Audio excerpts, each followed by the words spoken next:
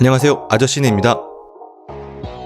용두사미, 신종의령 등 이들 사자성어의 공통점은 마지막의 중요성을 강조하는 사자성어라는 점입니다. 모든 일이 그렇듯 시작이 좋았더라도 마지막이 좋지 않으면 소용이 없는 경우도 많고, 반대로 시작은 아쉽더라도 마지막이 좋아 좋은 인상이 남게 되는 경우도 많습니다. 그래서 영화들 중엔 극장을 떠나려는 관객들에게 마지막에 큰 임팩트를 주려는 영화들이 종종 있습니다. 때론 관객을 놀래키는 용도로, 때로는 관객에 깊은 여운을 주는 용도로도 사용이 되는데요. 오늘은 이런 파이널 씬이라 불리우는 영화의 마지막 장면이 인상 깊었던 영화를 골라봤습니다. 식스센스나 캐리비안의 해적2처럼 마지막에 뜨억하게 만든 영화들이 있지만, 오늘 얘기하는 영화들은 영화의 결말이나 반전이 아니라 엔딩 크레딧이 올라가기 직전 영화의 제일 마지막 장면이 인상 깊었던 영화들이며, 영화의 마지막 장면이니만큼 스포일러가 될 수 있으니 보려던 영화가 목록에 있다면 건너뛰시기 바랍니다. 아마 영화의 마지막 장면 중 어떤 영화가 기억에 가장 남느냐라고 물었을 때 많은 사람들이 이 영화 인셉션을 이야기할 것입니다. 영화 내내 이어지던 주인공 코브의 사투를 보던 관객들이 결국 모든 걸 성공해낸 코브와 스스로도 림보의 늪에 빠진 코브 중 원하는 쪽으로 생각을 하게 만드는 결말이었는데요. 코브의 토템이었던 팽이가 쓰러질 듯 말 듯 미묘하게 끊는 타이밍이 기가 막힌 영화입니다. 0.5초만 빨리 끝나거나 0.5초만 늦게 영화가 끝났더라도 이런 감로들박 자체가 나오지 않았을 완벽주의자 논란만이 만들어낼 수 있는 논란의 마지막 장면이라고 생각합니다. 올해 테넷을 기대하는 가장 큰 이유 중 하나겠죠. 사실 크리스토퍼 놀란이 마지막 씬에 힘을 주는 것은 인셉션의 바로 전작인 다크나이트에서도 등장했었습니다. 영화 내내 선과 악의 대립과 양면성을 그리던 이 영화에서 선의 상징과도 같은 하비덴트 대신 스스로가 악으로 뛰어들게 되는 배트맨의 모습으로 영화가 끝이 나는데요. 어둡고 긴 터널을 거쳐 밝은 터널 밖으로 나가면서도 악으로 대변되는 어둠의 기사를 자처한 배트맨의 뒷모습과 마지막에 돼서야 영화 중 처음으로 제목이 등장하는 영화의 마지막 장면은 왜 배트맨 시리즈 중 처음으로 영화의 제목에서 배트맨이라는 글자가 빠졌으며 왜 영화의 제목이 다크나이트인지를 명확하게 보여주는 놀란 감독스러운 결말입니다. 위플래시는 밴드의 드러머로서 인정을 받고 싶었던 학생과 혹독한 선생과의 일전 아닌 일전을 다루는 영화입니다. 일반 음악 영화에서 볼 수 있는 선생과 제자의 따뜻한 이야기를 생각했다면 이 영화는 그 예상을 산산히 부숴줍니다. 어디로 튈지 모르는 재즈처럼 이 영화도 반전에 반전을 거듭하다 마지막 장면에 이르러서는 극을 이끌어간 두 배우의 미친 천재성과 열정이 폭발하는 장면으로 끝을 맺습니다. 이렇게 영화가 끝나는 덕에 시각적으로보다 청각적으로 영화를 더 기억에 남게 만들며 이게 바로 음악을 보여주는 영화다 라고 말하는 듯합니다. 이 작품 이후 감독은 라라랜드로 돌아오게 됩니다. 어벤져스 인피니티 워는 여러가지로 관객을 충격에 빠뜨렸던 영화입니다. 너무나도 강력한 적 타노스의 위력과 시작하자마자부터 영화가 끝날 때까지 밀어붙이는 영화의 액션과 스펙터클, 무엇보다도 영화의 결말에 이르러서는 입이 떡 벌어질 수밖에 없었죠. 하지만 이런 충격적인 결말에 힘을 더욱 실어준 것은 이후 타노스의 행보였을 것입니다. 자신이 그토록 염원하던 수건을 성공해낸 타노스가 기쁨을 만끽하거나 승리에 도취할 거란 예상과는 달리 한적한 곳에서 석양을 바라보는 씁쓸한 모습의 타노스를 보여주며, 그가 하려던 일이 단순히 파괴적인 의도가 아니라던, 모든 것이 끝나면 석양을 보고 싶다던 타노스의 말이 거짓이 아님을 보여주는 타노스의 신념과 명분에 더욱 힘을 실어주는 마지막 장면이었죠. 이 바람에 영화가 끝난 후에도 관객들은 좋아하는 히어로들을 대거 잃었음에도 불구하고 타노스의 신념을 잘못된 생각이라고만 함부로 비난할 수 없게 되는 장치이기도 했습니다. 다음 영화인 엔드게임에선 이런 타노스의 신념을 영화 스스로 갉아먹긴 했지만요. 나를 찾아주는 파이트 클럽과 세븐 등을 감독한 데이비드 핀처 감독의 냄새가 짙게 나는 스릴러 영화입니다. 과연 부인을 정말 안 죽인 걸까 하고 의심하게 하던 관객의 기대를 영화 중반부터 차근차근 뒤집은 영화인데요. 이 영화는 반전 영화라기보다는 원하는 것을 얻기 위해선 이렇게까지 할 수 있는 사람이 있구나 하는 섬뜩함을 후반부부터 차분히 보여주는 영화입니다. 영화는 여주인공 에이미의 사랑스러운 모습으로 시작되는데, 똑같은 구도와 같은 사람, 같은 모습이지만 마지막 장면은 에이미는 느낌이 완전 다릅니다. 같은 모습임에도 사랑스러운 에이미는 온데간데 없고 무섭고 섬뜩한 에이미로만 보여 조금이라도 잘못 움직였다간 난도질을 당할 것 같은 공포감마저 들죠. 같은 장면이라도 영화의 앞부분과 뒷부분의 느낌이 다른 장치는 501의 썸머에서도 사용되었던 장치인데 데이비 핀처는 스릴러에서 더 적합하도록 장면을 배치시켰습니다. 이 영화 이후로는 배우 로저먼드 파이크가 예뻐 보이지만은 않는다고들 하죠. 영화 대부 시리즈는 미국의 영화 전문 사이트 IMDb에서 평점 2위와 3위를 10수년간 이어가고 있는 고전 영화의 최정점에 있는 영화입니다.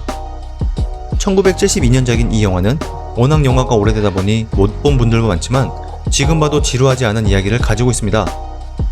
대부 1편은 조직과는 거리가 멀던 셋째 아들 마이클이 가족을 위해 조직을 이어받고 대부의 자리에 서는 과정을 그린 작품인데요. 영화의 결말부에 이르러 보여지는 마이클의 철두철미한 작업을 교차 편집으로 보여주는 장면은 말 그대로 교차 편집의 교과서라고 불리기도 합니다. 그중 조직의 보스 자리에 올라서 부하로부터 키스를 받으며 부인의 기대를 저버리는 비장한 마지막 장면은 관객의 탄식이 절로 나오게 합니다. 이러한 결말부와 마지막 장면은 이후 여러 영화들에서 사용되었는데 특히 신세계에서는 거의 그대로 차용을 하여 표절 논란이 있기도 하였습니다. 고전 영화 한 편 더. 대부와 같은 해 나온 이소룡의 정무무는 이소룡의 대표작 중 한 편입니다. 배경은 일치시기라고 불리는 중일 전쟁 기간 동안 일본에 의해 통치를 받던 중국을 배경으로 하고 있으며 일본인에 암살당한 스승의 복수를 하는 진진을 주인공으로 하고 있습니다. 엄청난 흥행으로 무수히 많은 소평과 90년 들어서는 이영거를 주인공으로 한 리메이크판까지 나오기도 했었는데요. 대장격인 일본인 관장을 죽인 후 총구를 겨누고 있는 일본인 군사에게 이소룡 특유의 포효와 함께 날라차기를 하며 영화가 끝이 납니다. 병력 앞에서도 굳은 의지를 꺾지 않는 이소룡의 모습과 복수를 위해서라지만 살인까지 한 주인공의 비극적 결말을 보여줌으로써 굳은 절개와 정의를 한 번에 보여주는 이소룡다운 영화의 마지막 장면이었습니다. 비포 선라이즈는 20대에 꼭 봐야 할 영화를 추천할 때 항상 포함되는 영화입니다. 알콩달콩했던 두 남녀가 과연 6개월 뒤에 만났을까 하는 궁금증을 유발하며 끝이 났던 비포 선라이즈의 9년 후 2편인 비포 선셋을 통해 두 남녀의 이후 이야기를 보여주는데요. 1편인 비포 선라이즈가 오스트리아를 배경으로 했다면 2편인 비포 선셋은 파리 곳곳을 돌아다니며 두 남녀의 감정을 확인하는 시간을 가집니다. 선라이즈, 선셋, 미드나잇으로 이어지는 비포 시리즈의 제목에서도 알 수 있듯 1편이 사랑에 대한 알콩달콩함을 다룬다면 2편은 조금 더 성숙한 감정을, 3편에 이르러서는 원숙한 사랑의 대화를 나누게 되는데요. 그 중에서도 2편 비포 선셋의 마지막 장면은 그야말로 일품입니다.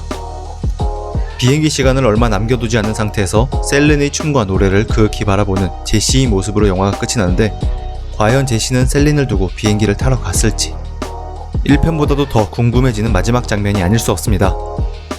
셀린의 노래와 제시의 표정을 보여주는 장면에서 디졸브로 자연스럽게 화면을 전환시키는 심플한 연출로 관객에게도 나라면 어떻게 할까에 대한 생각의 시간과 여운을 주는 명장면입니다. 2015년작 스포트라이트는 가톨릭 아독 성범죄 논란을 기사화했던 보스턴 글로브 특종팀의 실제 이야기를 다루고 있습니다. 픽사의 애니메이션인 업의 각본을 썼던 톰 메카시가 각본과 연출을 맡은 영화로 2016년 아카데미 최우수 작품상을 수상하기도 하였죠. 영화 러닝타임 내내 진실을 밝히기 위해 고군분투하던 특종팀은 마침내 진실을 대서특필하게 되는데 그럼에도 불구하고 바로 일상으로 돌아오게 됩니다. 영화의 마지막 장면, 스포트라이트라고 전화를 받으며 일상으로 돌아왔음을 다시 다른 특종 기사를 파헤치는 일을 하게 될 것임을 보여주며 영화가 끝이 납니다. 기레기가 많은 현 시대에 경종을 울리는 엔딩이자 기사가 가지고 있는 힘에 대해 보여주는 마지막 장면일 것입니다. 마지막으로 소개해드릴 영화는 조지 클루니의 2007년작 마이클 클레이튼입니다. 보인 시리즈로 유명한 각본가 토니 길로이드의 감독 데뷔작이기도 한 이 영화는 조지 클루니, 틸다 스윈튼, 톰 윌킨슨 등 쟁쟁한 배우가 나오는 것에 비해 본 사람들은 그리 많지는 않을 것입니다. 이 영화로 틸다 스윈튼은 아카데미 여우조연상을 수상하게 됩니다. 조지 클루니가 한물간 변호사 마이클 클레이튼을 연기하며 소송을 의뢰한 회사가 숨기고 있는 비리를 밝히는 내용으로 비슷한 소재의 영화들과 비교해서도 조용하고 잔잔한 영화인데요. 무엇보다도 인상 깊은 것은 이 영화의 라스트 씬입니다.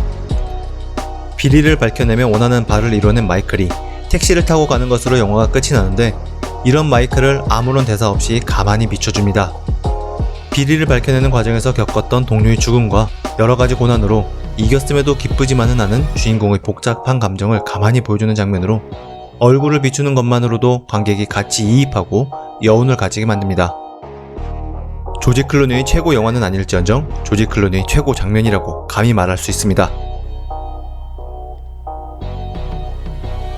이상으로 영화의 라스트 씬이 인상 깊은 영화들을 살펴보았습니다.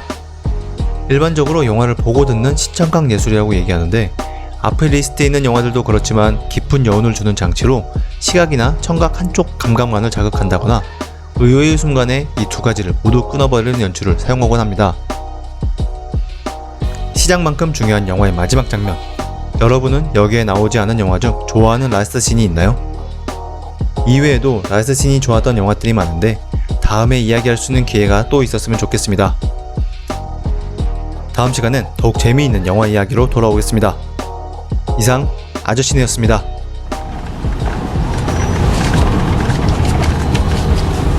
Give me $50 worth. Just drive.